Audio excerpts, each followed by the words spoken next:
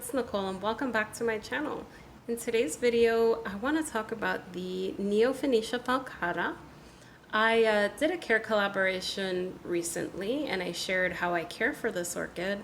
And what I want to focus on today is how I've gotten it to bloom several times this year. So this video is a care collaboration and I will be linking the participating channels down below, so be sure to check them out. So jumping right in, I got this orchid last September from Hauserman Orchids. I love this orchid because she's got just the most beautiful little flowers. And it's not even the flowers that get me. It's the wonderful fragrance that they have.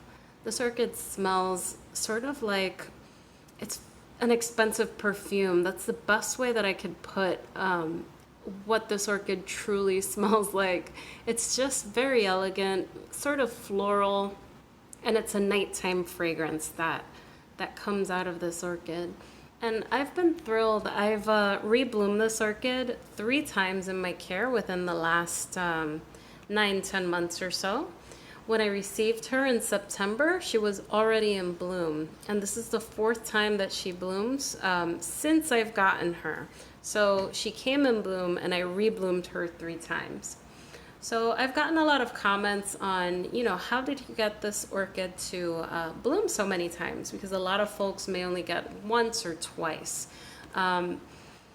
And basically what I've done is this orchid is already in a semi-hydroponic setup, so it's getting quite a lot of nutrients at all times. So this orchid is basically just constantly getting fed.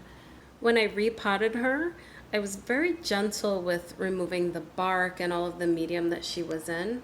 I soaked her in a nutrient solution. I made sure I added some Super Thrive. I was extremely gentle with how I treated this orchid, and she's rewarded me by adapting to this growth system very, very well. So if you guys want to see more of the general care for this orchid, I will link that video down below. But I believe that a lot of the success with the blooming so many times has to do with the fact that she has a constant stream of nutrients. Now, generally in the winter, I feed at about 150 parts per million, and then in the summer, I increase that to 300 parts per million. With that being said, I think I've overfed her just a tiny bit because she has a leaf that actually burned out a little bit and stopped growing. So I will take you a little bit closer.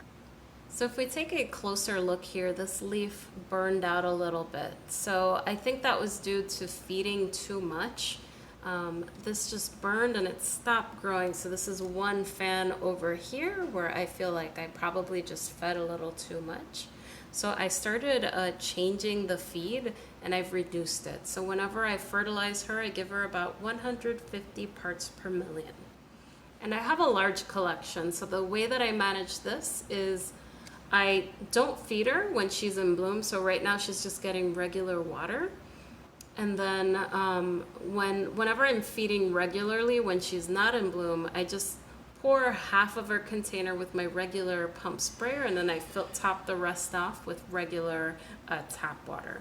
And I give my orchids tap water just because in New York City the water is pretty good.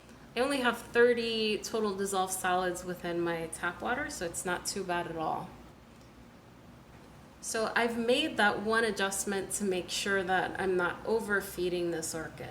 But with that said, I do think that the blooms coming so often is because it's getting constantly fed. I just had to adjust not feeding as much. Now I've been seeing new fans coming in, which is a great sign. So we've got another fan coming here. This fan is also growing much larger. When I first received it, this was very tiny, so this is growing. I'll say that this one is slightly slower than some of my other orchids to grow, but you do see the progress over time, though I do feel like I stunted this. I'll say that another factor in getting these orchids to bloom more profusely, more often, has to do with the light that I give it. So if you look a little bit closer, it's got some anthocyanin on the leaves. So this orchid is getting pretty moderate to bright lights all the time. So this orchid is classified as a low light orchid. However, I find that if you give it more light, it's gonna perform better for you. And I've found a balance between having too much anthocyanin on the leaves. So like there's like a slight tinge of purple versus too much purple. So I initially tried growing this next to my cattleyas and the leaves were just too purple and I did not want to risk burning it. So I have this more in sort of bright oncidium type light. It's actually sitting next to some of my dendrobium, so it's getting pretty moderate to bright light, but not extremely bright light like I have my other Vandaceous types and my cattleyas. I think it's very important to constantly flush this orchid just because we don't want any mineral buildup, and I constantly try, at least for my semi-hydroponic orchids, to try to flush weekly.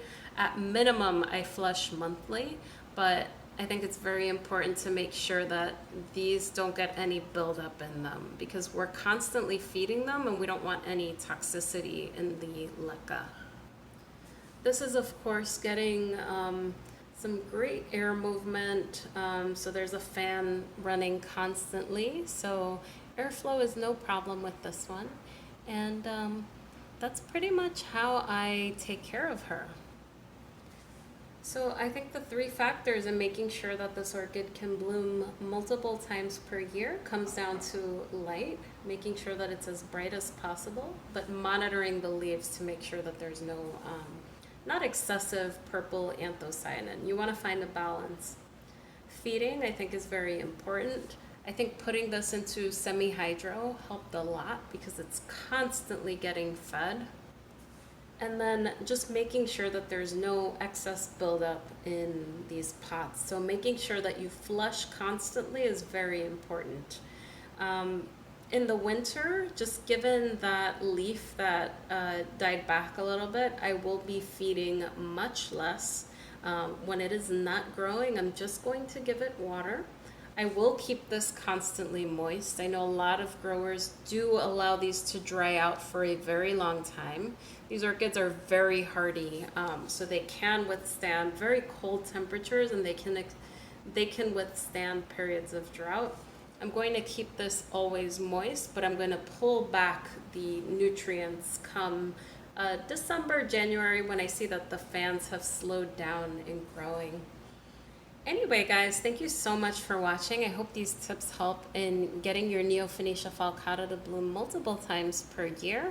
This orchid in particular blooms 3 weeks. So once they open up, they last quite a long time. And once you have them, say you get it to bloom 4 times per year, they bloom 3 weeks. That's 12 weeks that you get the wonderful, wonderful fragrance that this has.